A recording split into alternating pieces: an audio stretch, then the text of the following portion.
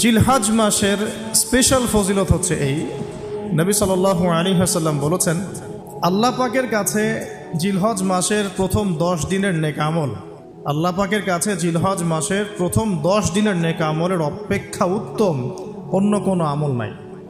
সাহাবীরা প্রশ্ন করলেন যে ওয়ালাল জিহাদু ফি সাবিলিল্লাহ ইয়া রাসূলুল্লাহ, আল্লাহর রাস্তায় জিহাদও কি নয়?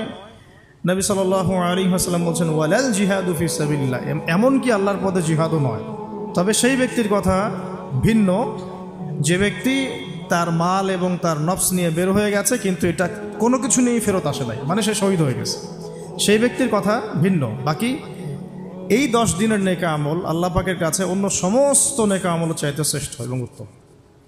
আল্লাহ পাক সূরা ফজরের মধ্যে এই 10 দিনের কথা বলেছেন, ওয়াল ফজরি মানে প্রভাতের কসম বা ফজরের কসম, ওয়া লায়ালিন আশর এবং 10 রাতের কসম। এই ওয়া লায়ালিন আশর 10 রাত বলতে মুফাসসিরিনে কেরাম এই জিলহজের প্রথম 10 দিনকে বোঝান, এই 10 রাতকে বোঝান। আবার সূরা ওয়াস সামাই যাতিল বুরুজ, আমরা সূরা বুরুজ পড়ি, ওয়াল ইয়াউমিল মাউউদ ওয়া শাহিদ ওয়া মাশহুদ, এখানে শাহিদ বলতে আরাফার দিনকে বোঝানো হয়, ওয়া মাশহুদ বলতে জুমার দিনকে বোঝানো হয়।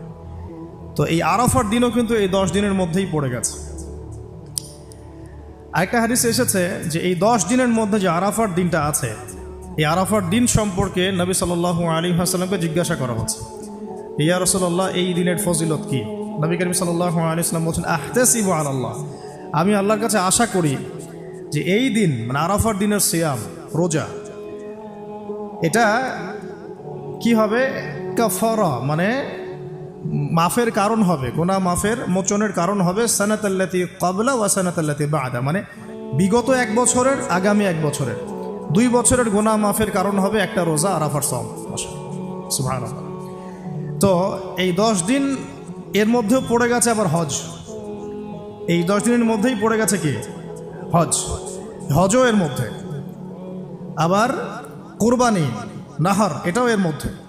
তার মানে এমনি নর্মাল ইবাদত, নর্মাল বলতে আমরা গতানুগতিক যে ইবাদত করি, সালাত, সিয়াম, সাদাকা, হজ, আবার কুরবানি, আবার আরাফার দিন, সব কিছু মিলে এই 10 দিন বা 10 রাত একসাথে। তাহলে এখান থেকে বুঝতে পারছি যে এর গুরুত্ব কতটুকু। এখন প্রশ্ন হচ্ছে আমরা এই 10টা দিন কিভাবে কাটালে পরে একটি ইফেক্টিভ 10 ডেজ কাটাতে পারবো জিলহজ মাসের। তা আমি কয়েকটা পয়েন্ট আপনাদের সাথে শেয়ার করি, আল্লাহ পাক আমরা সবাইকে আমল করার তৌফিক দান করুন। প্রথম যে বিষয়টা খেয়াল রাখতে হবে সেটা হলো নিয়াত বিশুদ্ধ করতে হবে। প্রতিটা হাদিস গ্রন্থের একটা মৌলিক হাদিস হলো ইন্নামাল আমালু বিন্নিয়াত, আর একটা হাদিস হচ্ছে ইন্নামাল আমালু বিল খাওয়াতিম। আমল ডিপেন্ড করে নিয়াতের উপরে এবং আমল ডিপেন্ড করে শেষ পরিণতির উপরে। মানে একজন মানুষ ভালো পথে চলছে, চলতে চলতে খারাপ হয়ে গেল, ওই অবস্থায় মৌত হলো, তার পরিণতি ভালো হলো না। একজন মানুষ খারাপ পথে চলছে, তওবা করে ফিরে আসলো, এসে ভালো পথে চলা শুরু করে এখানে মৃত্যুবরণ করলো, তার পরিণতি ভালো হবে। ইন্নামাল আমালু বিল খাওয়াতিম, আমল শেষের উপর নির্ভর করে, আর আমরা তো জানি না যে কার শেষ কখন। এই কারণে সবসময় আমলে ব্যস্ত থাকা উচিত। আল্লাহ পাক তৌফিক দান করুন। আল্লামা তাকি উসমানী দামাত বারাকাতুহু তার উস্তাদ তাকে বলতেন, তিনি তার কিতাবে লিখেছেন যে আমার উস্তাদ আমাকে বলতেন, আমার শাইখ আমাকে বলতেন যে প্রতিদিন দেহের যেমন খোরাক আছে ঠিক তেমনি প্রতিদিন আত্মার খোরাক জোগাড় করো। প্রতিদিন দেহের খোরাকের জন্য আমরা 5 বার 3 বার 4 বার খাওয়া দাওয়া করি, নাস্তা খাই, সব মিলে 4-5 বার খাওয়া দাওয়া করি, পানি পান করি, ভিটামিন নেই, প্রোটিন নেই, কার্বোহাইড্রেট নেই, মিনারেলস নেই, তাই না? দুধ খাই, কত কি খাই। তো এগুলো দেহের খাবার, অনেকের সাথে আবার হারামও কিছু খাবার খায়। আর রুহের খাবার, প্রতিদিন রুহের খাবার জোগাড় করো। তিনি বলছেন এভাবে যে অন্তত একটা সময় নামাজের পরে, হক ফজরের পরে বা মাগরিবের পরে বা আসরের পরে কিছুক্ষণ ধীর স্থিরভাবে নীরবে বসে থাকো, আল্লাহর জিকির করতে থাকো, কোরআন তেলাওয়াত করতে থাকো, তাসবিহ তাহলিল করতে থাকো, আল্লাহর কাছে দোয়া করতে থাকো, হোক শেষ রাতে বা ফজরের পর বা মাগরিবের পর বা ইশার পর, আপনার সুবিধা মতো সময়। ফজরের পর করতে পারলে বেশি ভালো হয়, শেষ রাত্রে করতে পারলে বেশি ভালো হয়। তো তার উস্তাদ তাকে বলতেন এটা হলো আত্মার খোরাক, এর মধ্য দিয়ে আমরা আত্মার খাবার পাই। আত্মা অসুস্থ হয়ে গেলে দেহ সুস্থ থাকে না। আমাদের সমাজে আমরা যারা চলাফেরা করছি আমাদের বেশিরভাগের প্রবলেম একটা, আমাদের আত্মাগুলো দূষিত। এখন আত্মাগুলো দূষিত, এটা আমি 100% গ্যারেন্টি দিয়ে বলতে পারি। আত্মা দূষিত না হলে আমাদের চোখের হেফাজত করা সহজ হতো। আত্মা দূষিত না হলে আমাদেরকে সলাতে আসতে এত বেগ পেতে হতো না। আত্মা দূষিত না হলে সদাকা জাকাত দিতে মনের মধ্যে এত কণ্ঠতা, কি বলবো, এত মানে কনজাস্টেড ভাবনা চিন্তা আসতো না। আত্মা দূষিত না হলে কিন্তু আমরা আল্লাহ পাকের বিধান পালনে এত যুক্তি বিজ্ঞান দর্শন খুঁজতাম না। মানে আমাদের আত্মা কিন্তু অলরেডি করাপ্টেড। তো এটা নিজের বিবেকের সাথে প্রশ্ন করলেই পাওয়া যাবে আয়নার সামনে দাঁড়ালে। তো এই আত্মা এখন বিশুদ্ধ করার জন্য আল্লাহ পাকে মৌসুমগুলো দিয়েছে। এই 10 দিন আমরা প্রথম যে কাজটা করতে পারি সেটা হলো নিয়াতটা বিশুদ্ধ করা, যে আমি প্রত্যেকটা কাজ আল্লাহ পাকের সন্তুষ্টির জন্য করছি। এর আগে যারা দিনের পথে চলেছেন, কাজ করেছেন, শ্রম দিয়েছেন, দায়ী ছিলেন, মুহাদ্দিস, মুফতি, মুজাহিদ তারা ছিলেন, তারা একটা বিষয় খুব খেয়াল রাখতেন। অনেকগুলো কিতাব পড়াশোনা করে এই জিনিসটা আমি পেয়েছি, অনেকগুলো কিতাবই আছে, যে তারা যে কোনো কাজ করার আগে একটু ধীরস্থিরভাবে বসতেন বা 1 মিনিট একটু চিন্তা করতেন, আগে নিয়াতটা খালাস করতেন, আমি এই কাজটা আল্লাহর জন্য করছি। আমরা ব্যস্ততার সাথে অনেক সময় চলাফেরা করে এই নিয়াতটা খালাস করার সময় পাই না। তো আগেকার যারা বড় বড় বুজুর্গ ছিলেন তারা নিয়াতটা আগে খালাস করে নিতেন, এই কাজটা আমি আল্লাহর জন্য করছি। তারপরে কথা বলা শুরু করতেন, তারপরে নামাজে দাঁড়াতেন, তারপরে সাদাকা করতেন, তারপরে দার্স দিতেন। মানে আগে একটু চুপ করে বসে থাকতেন যে আমি কাজটা আল্লাহর জন্য করছি। সো আমরা একটু এই যে 2-3 দিন হাতে আছে আমাদের, নিয়াতটা আগে বিশুদ্ধ করব, যে আমি যে আমলই করব সেটা নামাজ হোক, রোজা হোক, হজ হোক, জাকাত হোক, কোরবানি যাই হোক, শুধু আল্লাহর জন্য করব, শুধু আল্লাহর জন্য, শুধু আল্লাহর জন্য, শুধু আল্লাহকে রাজি খুশি করার জন্যেই সব করতে হবে। এটাই হলো আপনার বিশুদ্ধ নিয়াত। এরপরে এই 10 দিনের মূল কাজ হবে তওবা করা। এই 10 দিন বেশি বেশি আল্লাহর কাছে তওবা ইস্তেগফার করতে হবে, কারণ এই 10 দিনে হজ আছে। আর হজের সময় আরাফার মাঠে যে হাজিরা অবস্থান করেন, বলা হচ্ছে যে আরাফার মাঠে কোনো হাজি যদি 1 মিনিটও অবস্থান করে তার হজ হয়ে গেছে। এত গুরুত্বপূর্ণ। দেখেন, এখন যদি আরাফার মাঠে গিয়ে আমি 6 মাস বসে থাকি, ওই ফজিলত পাবো না যা ওই সময় পাবো।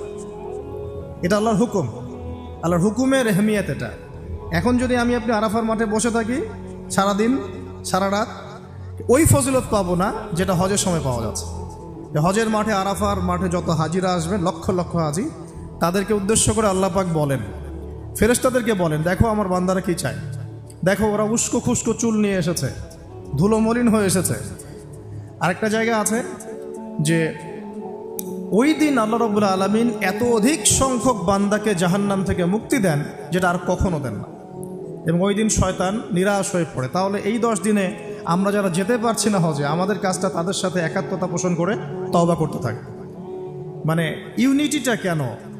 যেমন ধরুন একটা হাদিস বলি যে আরাফার এই জিলহজ মাসের চাঁদ ওঠার আগেই যারা কুরবানি করতে সক্ষম, আমরা যারা কুরবানি করতে চাই, তাদেরকে নখ, চুল এগুলো কাটতে নিষেধ করা হয়, তাই না?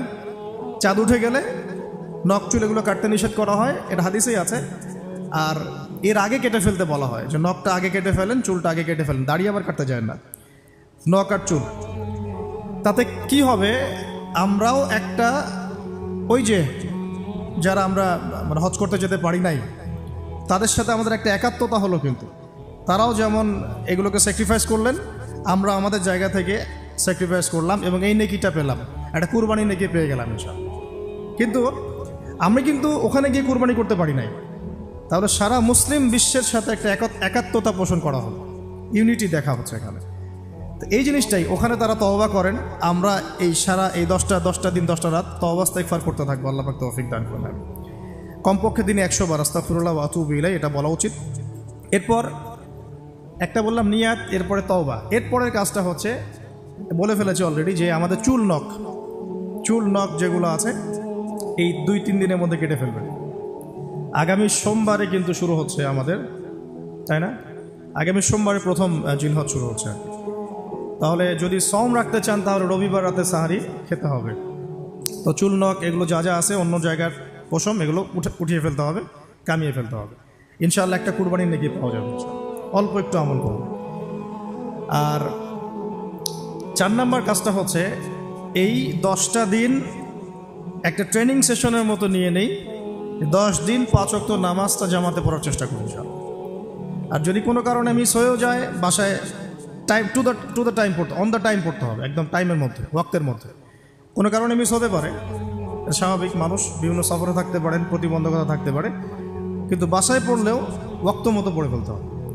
মানে এই 10 দিন ট্রেনিং হবে নামাজের, কারণ এই 10 দিনের যে আমলগুলো, এর মধ্যে কিন্তু নামাজ অন্যতম একটা গুরুত্বপূর্ণ আমল। দেখুন, যার নামাজ নাই তার কিন্তু ইসলাম নাই, বাকি আমল অনেক পরের কথা। যার নামাজ নাই তার সাথে ইসলামের কোনো সম্পর্ক নাই। মান তারাকা সালাতান মুতাআম্মিদান ফাকাদ কাফার, কেউ যদি ইচ্ছাকৃতভাবে তার উপর অর্পিত ফরজ নামাজকে ছেড়ে দেয়, সে কাফের হয়ে গেল। এটাই সবচেয়ে স্ট্রং ফতোয়া, সবচেয়ে মানে সহজ এবং নরম ফতোয়া দিয়েছেন ইমামে আজম আবু হানিফা রাহিমাহুল্লাহ।